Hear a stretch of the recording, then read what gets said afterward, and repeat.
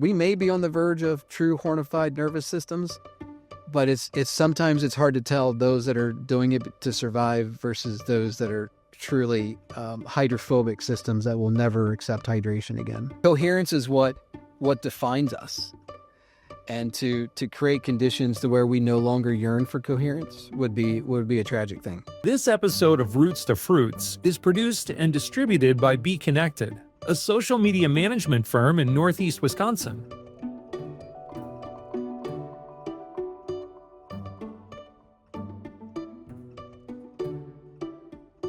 All right. You ready for another episode of Roots to Fruits, Chris?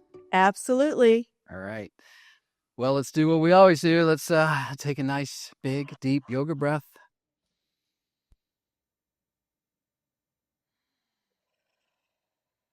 Let the shoulders fall down. Let the throat soften. Let's co-regulate so we can get into this thing. So before we get started, once again, I have my favorite friend and co-host for Roots to Fruits, Chris Schaefer. You have been a delightful addition to my vision for this show. And something that I was thinking about recently, teaching a yoga class every once in a while, I'll bring in the chakras of the system. And one of the things about increasing your energy is getting to that self-awareness. And part of self-awareness, I call it becoming increasingly unflappable. Meaning you still get flapped in your day, in your week, in your month, but it's how long it takes you to let that purge, let it roll off you, so you can synthesize the feelings at those emotions. But you are someone that I call on the path to being unflappable, because you really do let things roll off your back. You metabolize things very well. And I've just always noticed that about you, but just in a recent yoga class, I thought of you because what I was preaching, you're kind of like my poster child for the person that is that. So just wanted to share that with you. Kelly, thank you. That's very kind. I will tell you, one of the things that helps me the most is just realizing a lot of the things that come in as negative energy is so much more about the event or other people than it is about me. And that's really helped me just to kind of let things like just roll off my shoulders. I really do enjoy this time, these topics with you. I had shared this with you and other people. I feel that you are a true industry evangelist. You're a connector, and there are some strong messages here that are amazingly important. So very happy to be here. All right. So Chris, today's a big day. It is a big day. Tiny Hands, a soft power model, is officially released. The ebook, that is, the soft cover and hard cover editions drop on September 15th. The audiobook will land sometime between now and then. I'm getting close to having that finished. But as you can see behind me and here in my hand, I just received my advanced soft cover copies, and I love it. Very, very happy, very excited. But this episode of Roots to Fruits, yes, it is about the book, but not in the way you as listeners might expect. It's not a pitch. It's a pulse, really. It's a signal meant to reach people who've already felt something and they're kind of searching for a resonation around it. That'll make sense in a moment. But even if they didn't find it or look for it, there's the language system that's missing. And that's really what this is about. Because Tiny Hands just isn't something to read. It's something to remember. It's a language system for naming what your body already knows. Signals that show up in the boardroom, in the break room, in your fascia, in your family. Whether you manage supply chains or guide meditations, this model speaks to systems from the inside out. Chris, you felt it. You walk into a room, maybe it's your company, a client, a classroom, or even a casual get-together. Everyone's smiling. The small talk does flow, but you can sense that something's off. The air's thinner. Everyone seems braced or ready to brace. The jokes don't always land, even the good ones. It's not hostile. It just kind of has that dry feeling, and you feel it in your shoulders, in your gut, in your breath. And before your brain can really name it, your body already has. And that's the language we're here to remember. Soft power is new, but the search that led to it started for me 25 years ago with the question that I called the ultimate human dilemma. And it took me that long to see the through line. And when I finally did, I realized it's all somatic. Because what we call burnout, misalignment, resistance, or disconnection are often just symptoms of dehydrated systems. Individual nervous systems overheating, and then you plug those into networks of other braced and overheating systems. It just percolates until the whole organization just starts to begin to seize flow. The company, the team, the brand. It's not just a structure, it's a somatic garden, a collective field of nervous systems. And when that field dries out, or worse, gets saturated in oil, there's no amount of DEI training or innovation funnel that will restore that flow, because oil repels water, and water is life. Water is signal. Water is coherence. So when an organization begins to thirst for regeneration, for greener supply chains, for more truthful leadership, or actual sustainability, but it's still operating in a hydrophobic container, it has two choices. It can either continue to pretend it's working, or it can begin building islands outside of itself, bridges to hydration, places where resonance can be restored and survivors can later be transported, because you can't water a desert sealed in plastic. And maybe restoring that flow in ourselves and our companies doesn't come from behavior charts or culture decks, but from reopening hydration valves. These valves aren't abstract. They live in fascia, in breath, in your gut instinct.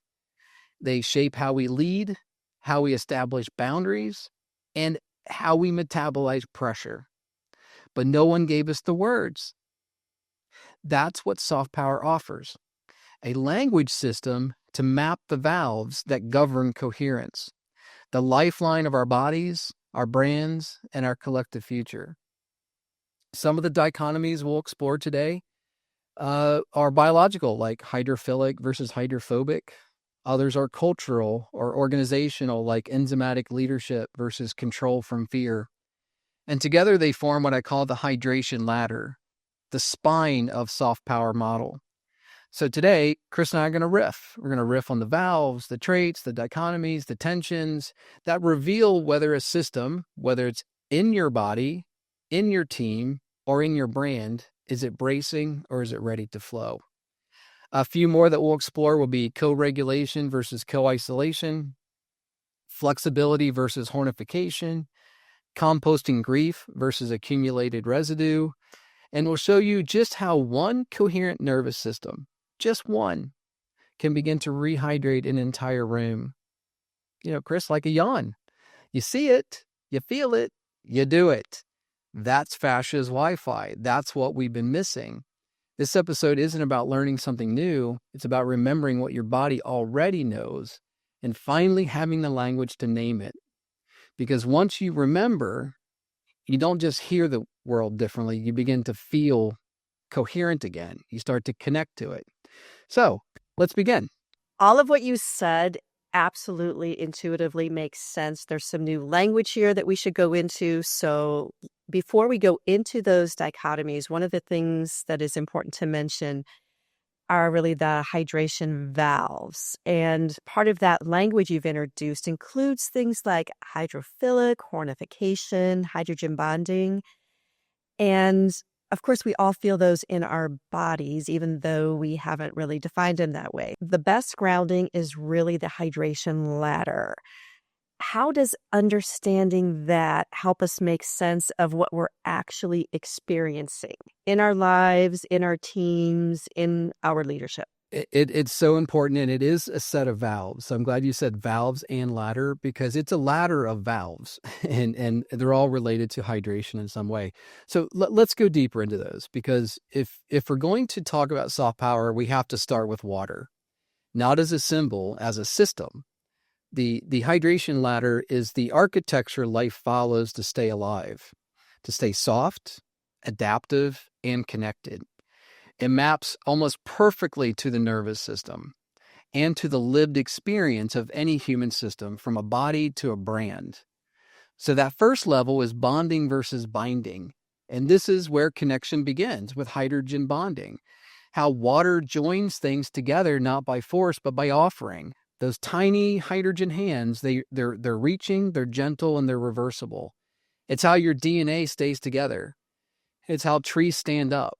It's how trust is built between people and within teams and even within societies. Bonding is what allows a system to move with others without fusing or fracturing. Binding, on the other hand, is what happens when that connection becomes control. It's a latching on, a locking in. It may hold, but it doesn't flow. Make sense? So you're locking it. So that next level is hydrophilic versus hydrophobic. This is the valve of receptivity.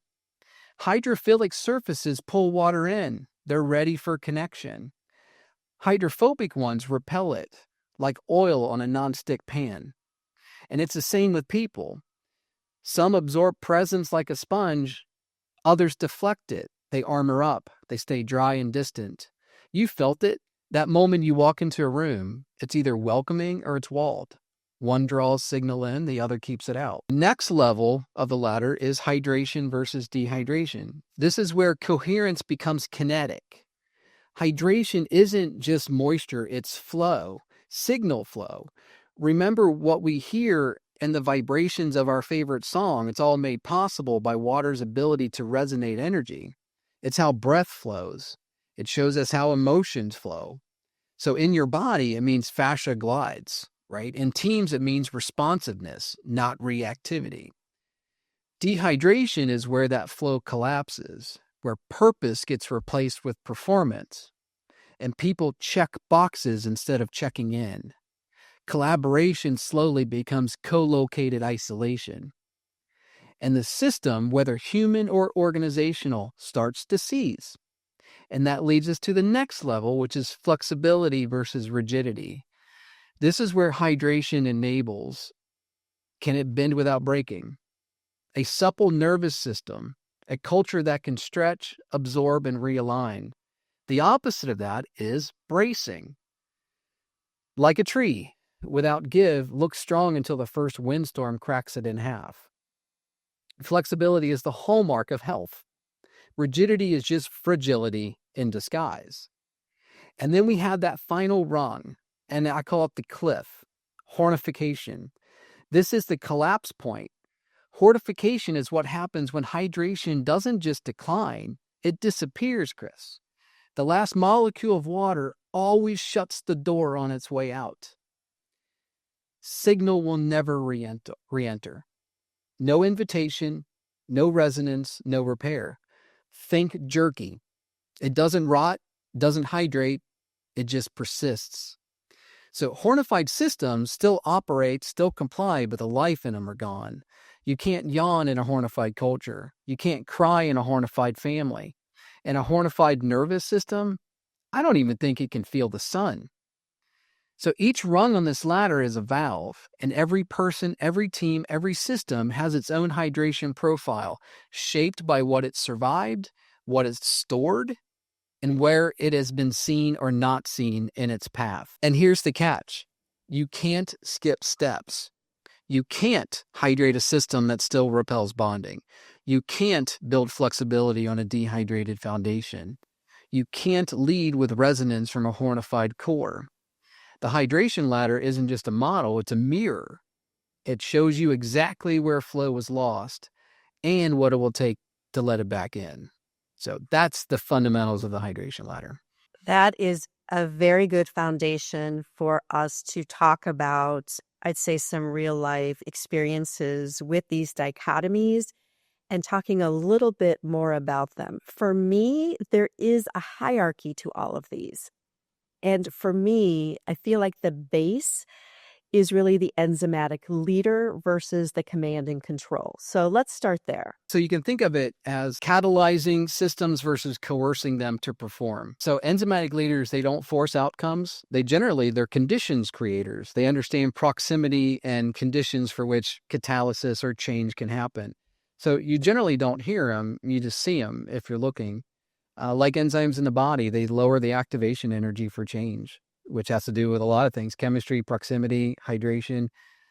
They're those people. They activate it from within. Control from fear is the opposite, where it extracts, it provides, it applies pressure, it forces compliance. So it doesn't cohere a system, it manages symptoms and enforces the silence. If you want more eggs, you can stress the chickens to a certain point, but eventually you're not going to get more eggs. So when you think about the enzyme, they're a gardener. They understand that if you want to grow fruit, you don't focus on the fruit, you focus on the soil and the roots in the soil.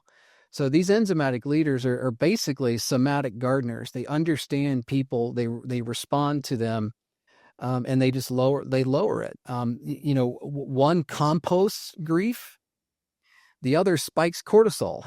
I mean, that's the easiest Right. way to explain it. I have been fortunate in my career to have a number of enzymatic leaders, also the reverse. But what I will say about the enzymatic leader is that I find that they bring an environment where everyone has a freedom to be a catalyst for change, to enact things, to execute, so that there's always this focus on action. So there's such a power to that because there are still deadlines, there are still project plans, there are still metrics that need to be achieved. Yet the enablement of the team as individual and collective leaders, it's proven to work. And I've experienced it. I hope you have as well, and other people, because it really makes such a difference versus the reverse. When I look back at my career, I think the ones that stand out, that undeniably were enzymatic leaders, were the mentors. Right. Those, and when you look at what is a mentor when you're in business, like a young engineer learning your way through, like I was, these were people that I wasn't the only one seeking their input. Like they had a certain energy about them that was inviting. So they ended up mentoring lots of people. But you know where you never found them? Senior leadership. They were never there. Where you want to foster gardening, where you want to foster soil health. They were in the organization. They were respected and liked, but they were never in those positions. But there's one in particular that really stuck out to me, and it's advice I give people often that have found themselves in really, really difficult situations with, a cortisol spiker leading the team, or just on the team, or on the committee, or whatever it is. There is always a question that you can ask that will stop the emotionality of whatever it is. And if you spend your time in self-reflection and not reaction, just trying to figure out what that question is, because when you find it, in my experience, watching this person perform this masterclass in it, is generally the person never answered the question. They didn't have to. The gravity of the question itself moved things forward. So I look at that and I'm like, boy, that is a gardener with a killer tool in his toolkit of being an enzymatic leader, because he was just so masterful at it. So I just look back to those people in my life, and they absolutely were formative for me because they were enzymatic. Formative, and then taking all of those good traits to other experiences. I just feel like it has the multiplication effect, which is amazingly positive.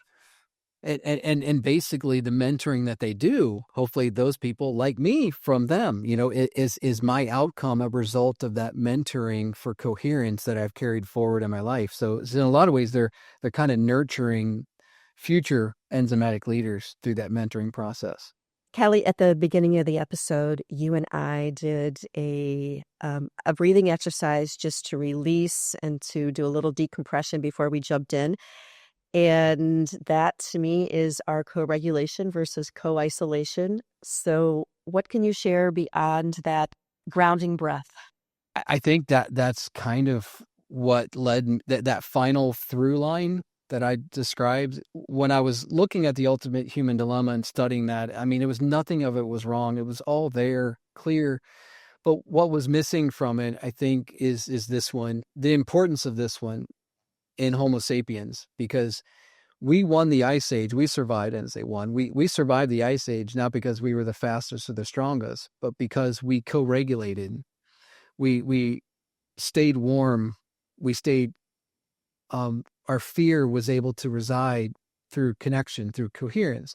So our central nervous systems are always yearning for that connection. And when it's not there, it will take a fake to replace it, because that's that need that we have.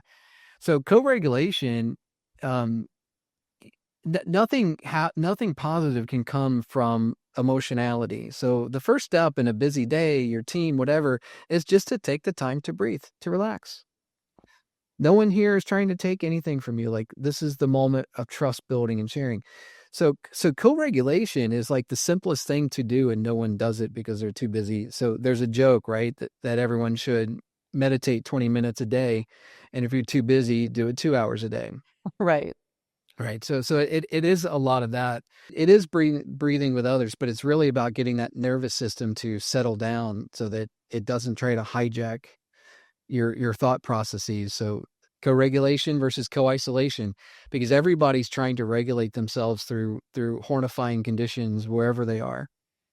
And when you're in those hornifying conditions, sometimes it helps to have that mentor, that other person that sees you. So you do see some co-regulation, usually pockets within the environment where that's the role that they're serving each other. But we're just not able to get the whole team, the whole organization to that same point of it. And that's one of my favorite key points about all of this, is that the magic of it is you could have one person, just one person with that coherent signal, and they really become essentially the pulse for the entire room, and the energy changes. It is crazy, isn't it? When somebody, that there are those people that just their presence entering the room, the energy in the room changes. Yet there's people that don't believe the somatic side of us exists. But look, it's true. Mass and energy is duality. So, those people, they radiate. One of the first steps is building trust. Well, you can't build trust when you're braced, or right? So those leaders, generally, the first thing they do is make trust accessible again.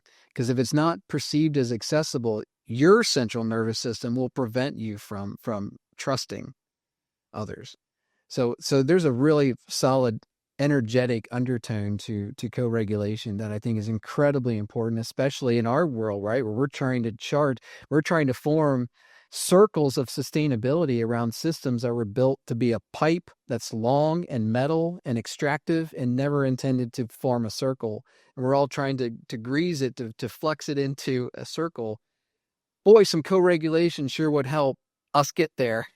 Kelly, this is such a great point to talk about vulnerability versus fear, and the way that this is a hydration valve. If you could share with us. I think this is the one that really had a palatable connect. When I realized the opposite of fear isn't fearless or bravery, that it's vulnerability, that was a really important connection for me because of my yoga training. So I'm going to real quick just put it into that context, because when you're born, your root chakra that's your root. So up to about 10 years old, you're selfish. It's all about you and your survival and your unit. Sacral is the next one, and that's where you start becoming curious about other people, other sexes, and so that other people exist in the world, right? And you start moving up, and we spend a lot of time in the solar plexus, which is where your truth is. That's where your confidence of knowing your truth comes from.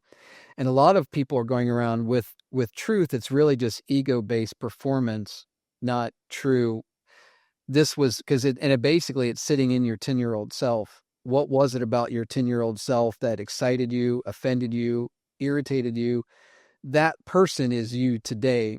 And generally when people refine that, they can start to love themselves because their truth is so resonant. It's so clear that's when you start making those changes in your life. People that drain your energy, you start creating more distance from.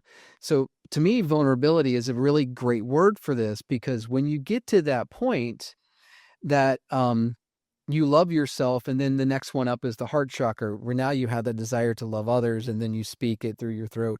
But vulnerability is a silly word, because being vulnerable, it doesn't make any sense, because you're just speaking your truth. You're living your truth.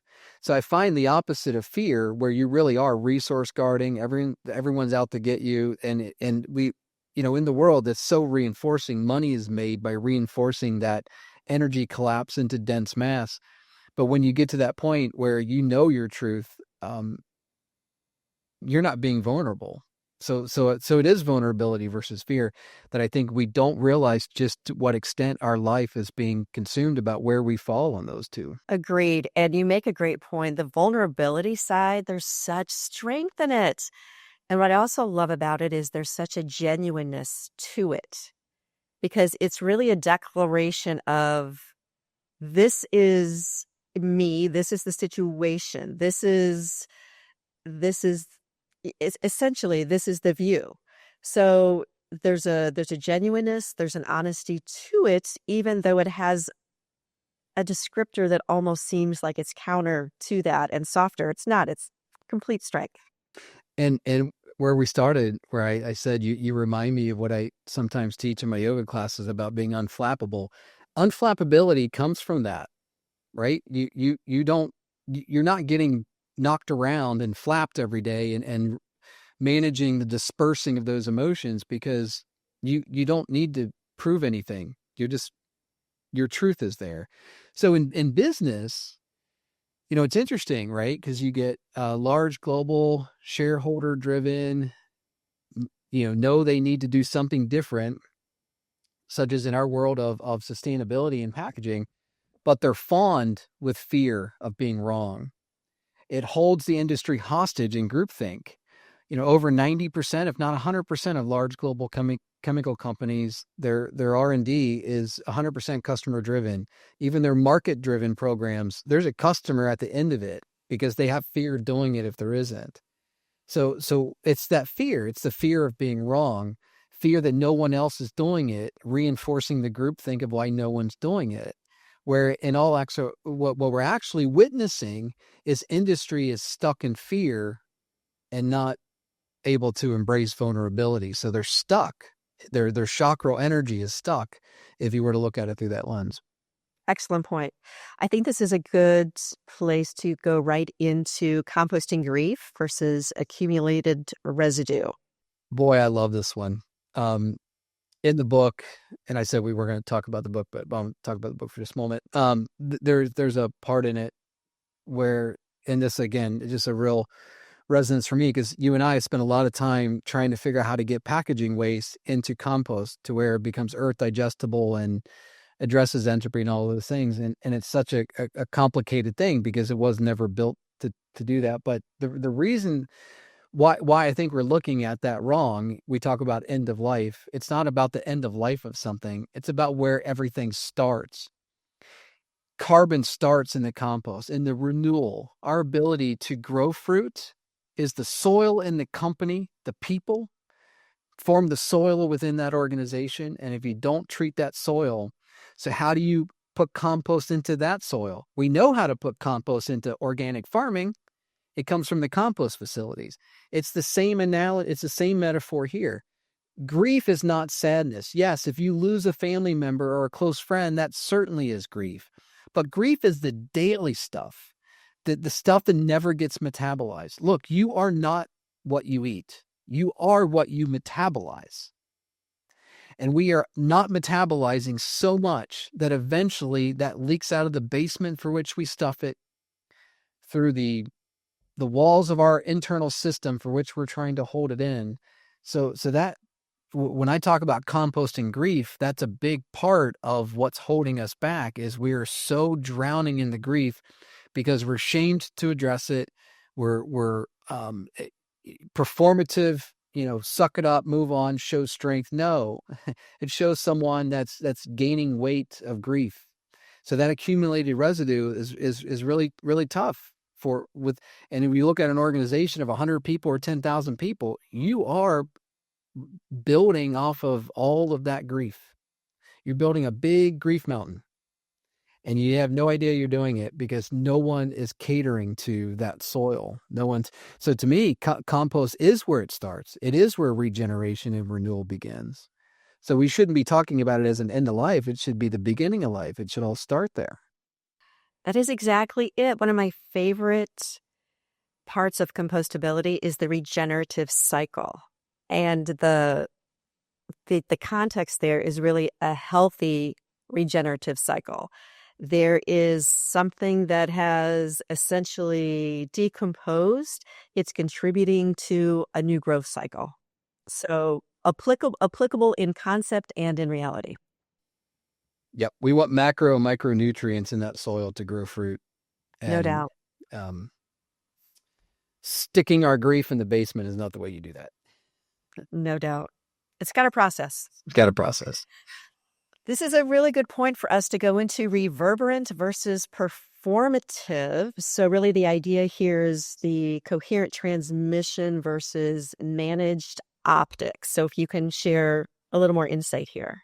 Boy, this one is my most recent discovery of, because for me, I'm like, so the ladder is the ladder. The book empowers the ladder, but this is more into how do you apply it? How do you see?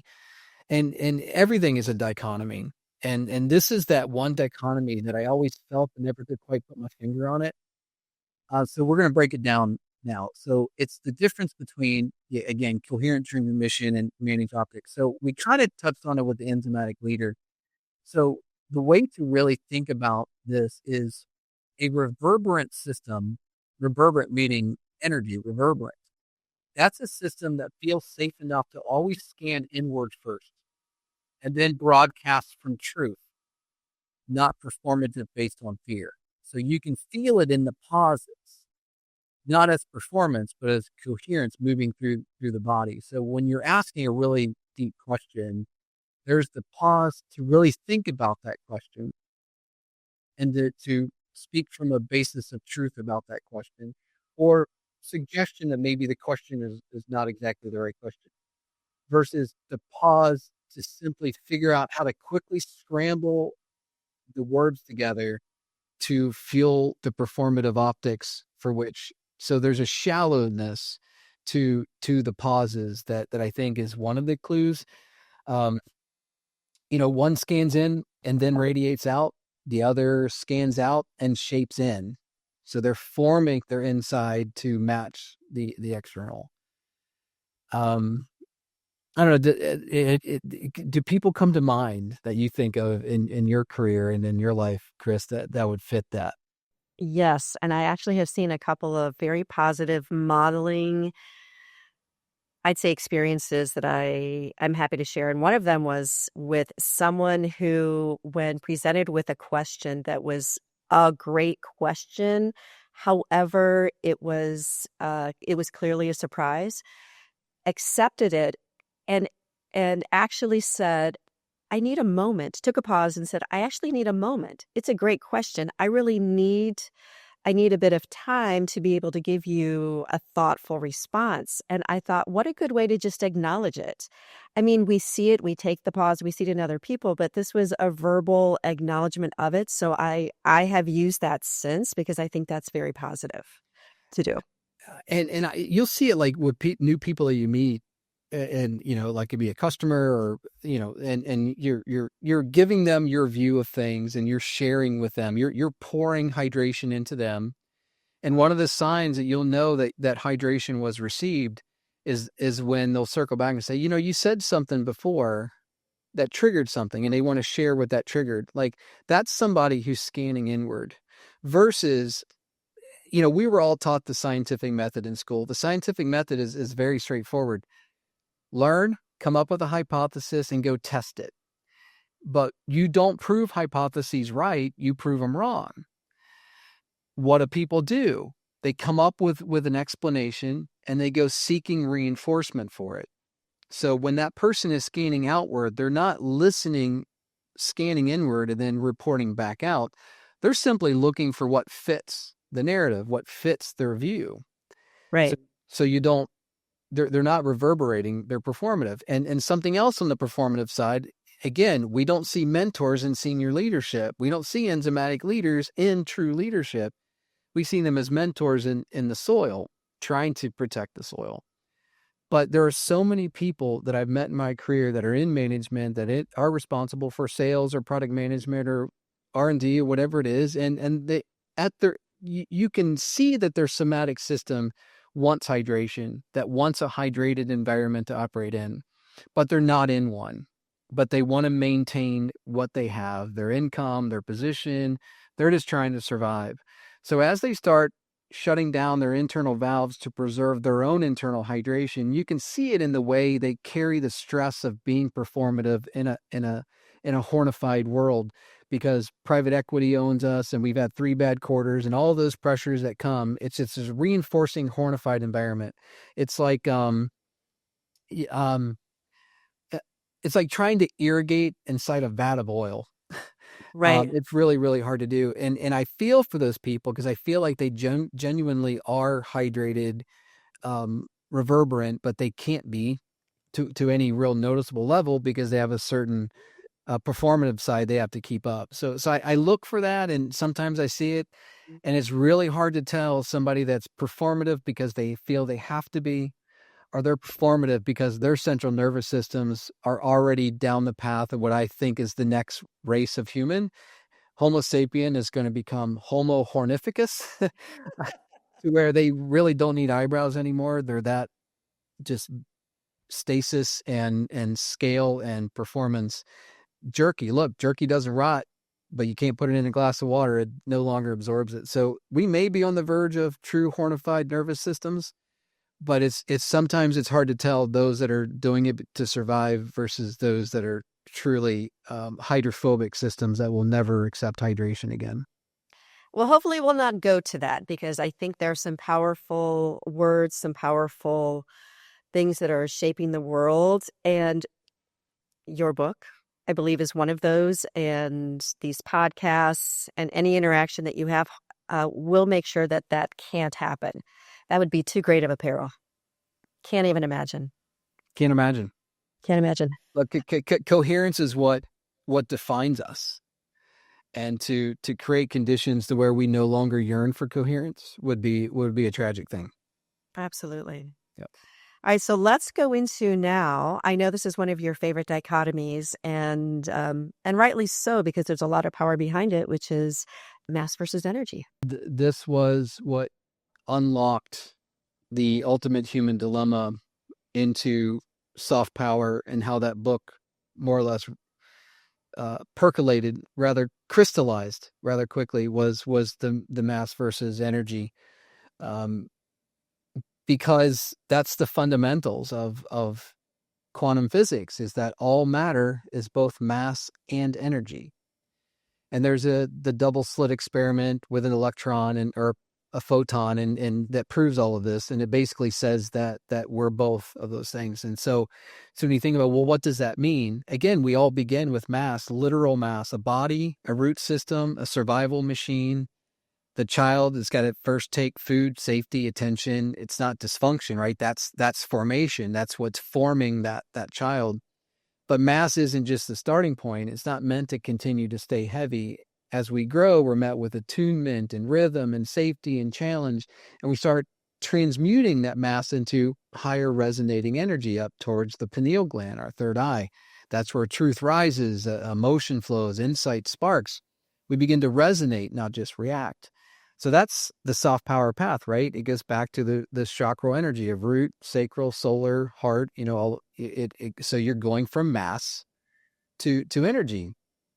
And what we're seeing today is, so if a 6-year-old stops developing after, so if a child stops developing after 6 years old, let's say, we would call that a problem.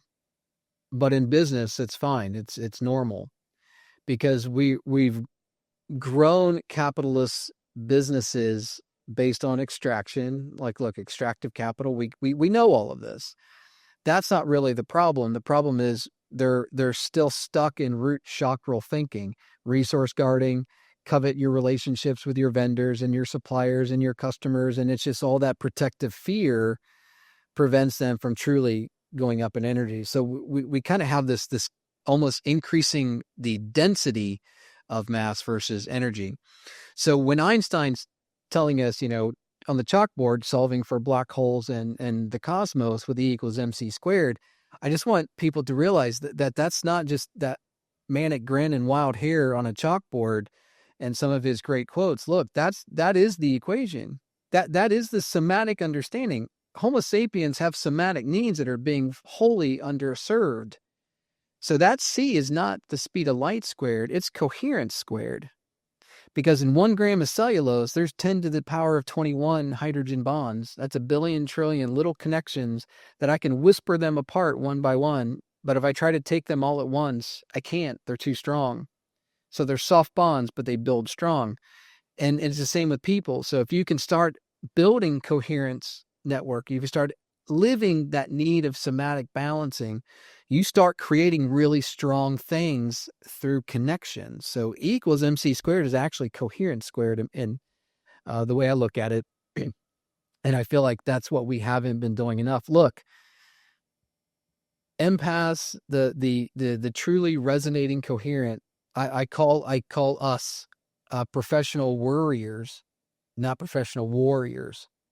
So we don't organize. We attune. So if we recognize this about ourselves and our situations, and we're like, I want to be a part of that. I want to build a coherent network. At least now you have the language to understand it. You can see it, and now you can do something with it because you see it and you understand it. And now you realize that those relationships you already have in your life, either at work or not, those are nodes of coherent connection. Stop using it for therapy and start using it for purpose, right? Put the car into gear and do something with it. Oh my gosh, I love the concept of doing something with purpose. I love that came out as a concept. And one of the things that has always resonated with me when you and I have talked about this is that there is a danger to density because, and this is one of your quotes, and I wrote it down because I love it so much. It was never meant to carry that much unprocessed signal. Like the design isn't there to do it. And certainly when you're stuck having to self-regulate. So as that energy, and how does it happen? How do we keep turning that into more dense? Money is made by reinforcing fears. So there's a lot of things that are trying to drive us to fear everybody else and to not want to be coherent. Coherent can be dangerous in the wrong hornified hands, right? Right. So, but again, once you realize that, my God, I've been dismissive to half the people in my life for the last 3 months. I didn't want to be that way. I'm just reacting to, I'm having to protect my own internal hydration valves. So it's okay to close them. Just be self-aware of what you're doing so that everyone else doesn't feel that the reverberation from it. Because we're all in the same situation. We're all trying to maintain hydration, find sources. Some of us, like for me, it's why I'm doing the podcast, why I wrote the book. I self-hydrate by the pour. The more I hydrate others, the more hydration I receive. I'm a hydration machine, Right. which is funny because I don't swim very well. I displace water. Kelly, this gives great purpose and this inspires purpose. If nothing else, that is one of the greatest concepts that came out of this conversation on mass versus energy. So thank you for inspiring it. Thank you, Chris. And thank you for being a sounding board when I had something I had to get off my chest. Always. For being one of the first to actually read the book and give me the feedback that I needed. That actually, if you remember, it started as a series of white papers that we decided there's a book here. So I couldn't have done it without you. Thank you, Kelly. I appreciate that. I feel that you could, but thank you for the acknowledgement. Very kind. You're fantastic. So with that, another episode under wraps, more fun stuff to come. We're going to start weaving in some industry people at some point here soon. But right now we're just getting the legs on the message and the language. And again, the book drops September 15th. You should be able to pre-order it in the next week or two. Sometime by early August, you should be able to pre-buy it for September 15th. And as I said, the ebook is available today. And the audiobook is coming. So I'm working on that right now. So until next time, what do we say? Bond soft and build strong. Till next time. Thanks. Thanks for tuning in to Roots to Fruits. If this conversation resonated, subscribe wherever you get your podcasts and share it with someone who's ready to grow with us. Let's build something lasting together.